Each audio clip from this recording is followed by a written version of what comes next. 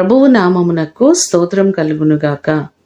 ఈ ఉదయకాలము మీకందరికీ వందనాలు తెలియచేస్తున్నాను. ఈ దినము మిమ్ములను బలపరచు దేవుని మాట, నా సన్నిధి నీకు తోడుగా వచ్చును. నిర్గమకాండము 33వ అధ్యాయము 14వ వచనం.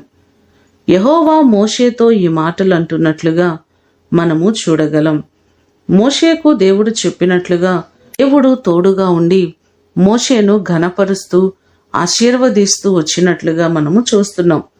అలాగే మనము చేస్తున్న ప్రయాణాలలో, మన పనిపాటల్లో దేవుని సన్నిధి మనకు ఎంతో అవసరమైనది.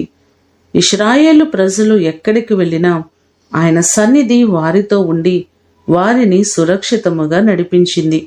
అలాగే ఈ మాటలు వింటున్న మీరందరూ చేస్తున్న ప్రయాణములలో దేవుడు మీకు తోడయుండి ఆయన సన్నిధిని మీకు తోడుగా ఉంచి మీకందరికీ క్షేమమును కలుగు చేయునుగాక.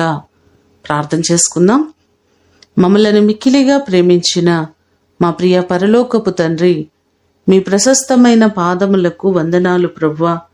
నా సన్నిధి నీకు తోడుగా వచ్చునని మోషేకు వాగ్దానము చేసి మీరు తోడుగా ఉండి ప్రతి పరిస్థితులలో ధైర్యమును కలుగు చేశారు ప్రభువా. అలాగే మా జీవితాలలో కూడా మీరు తోడుగా ఉంటే మేమే విషయంలో భయపడము, ధైర్యపరచబడతాం ప్రభువా. నీ సన్నిధి మాకు తోడుగా ఉంచండి. మా ప్రయాణాలలో మీరు తోడై ఉండండి. మా ప్రియులెల్లరినీ మీరు జ్ఞాపకం చేసుకొని ప్రతి వారికి మీ సన్నిధిని తోడుగా ఉంచండి. క్షేమకరమైన ప్రయాణములను మీరు కలుగు చేయండి ప్రభువా. వారి చేతుల కష్టార్జితమును దీవించండి.